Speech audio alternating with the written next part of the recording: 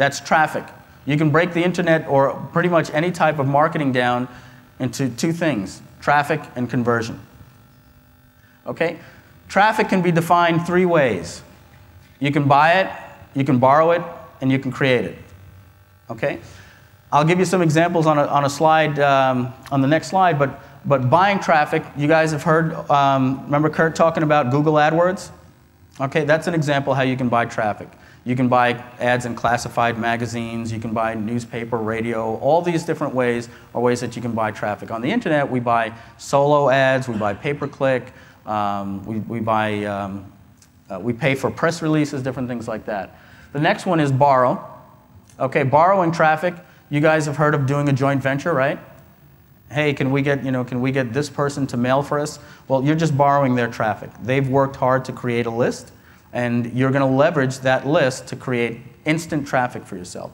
Also, an affiliate program is a great way to borrow traffic. You create an ebook. There's only so much you can do by yourself, but you list it in maybe the ClickBank marketplace. And now you can maybe get 300 or 400 different affiliates sending traffic to you, and you pay them 50% commission. And that's borrowing traffic. And the last one is creating traffic. And creating traffic is what I like to call planting seeds on the internet. Okay, you're going to put little seeds out there on the internet, and when you go back the next day, you're not going to see much of a difference.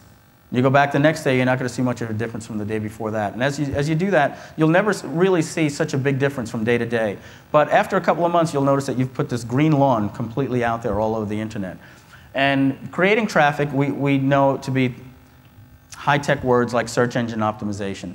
But really what that means is writing articles, putting articles out on the internet about your niche that goes back to your site, writing press releases, getting people to link back to your website, having the right keywords, on your website. That's all going to create organic traffic.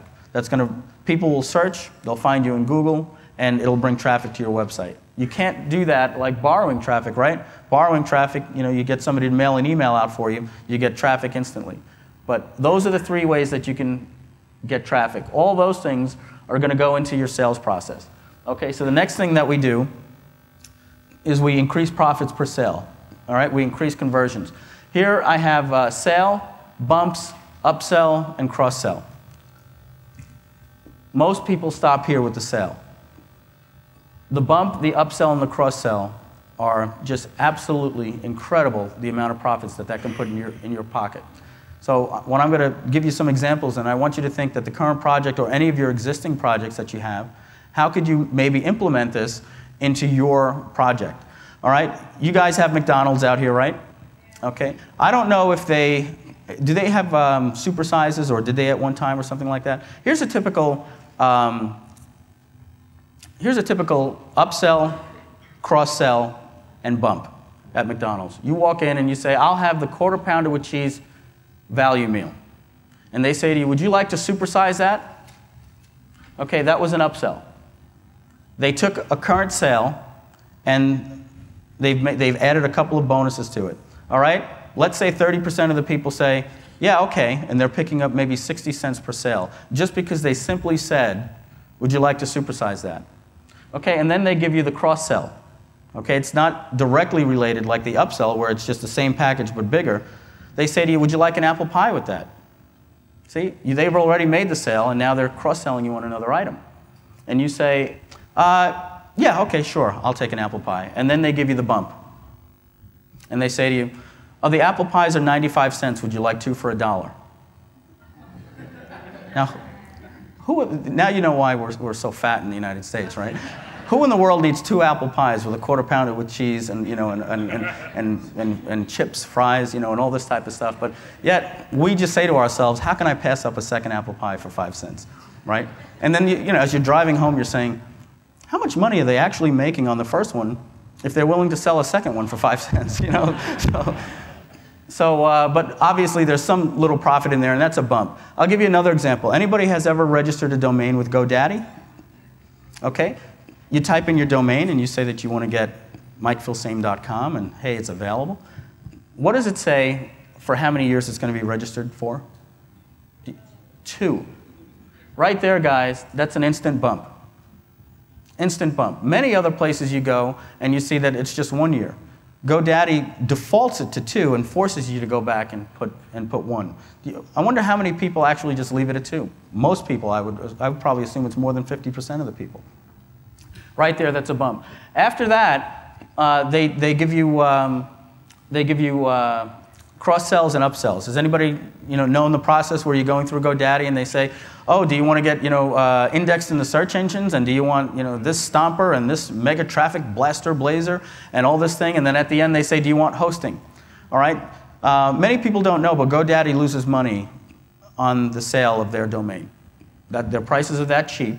We're going to talk about this strategy later. But they know that they can, because they know their metrics, they can bring so many people in because they have some of the best prices in the industry, but they know that they're making money on the bumps, the upsells, and the cross-sells after the fact.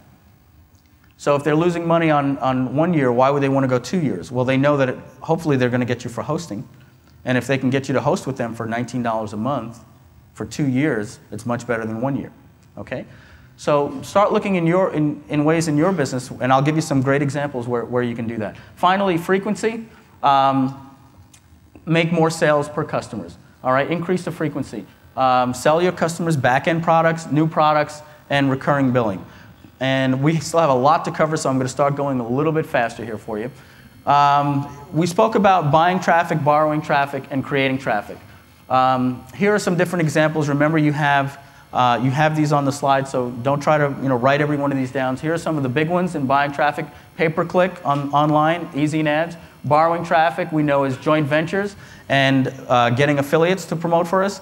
Doing email swaps.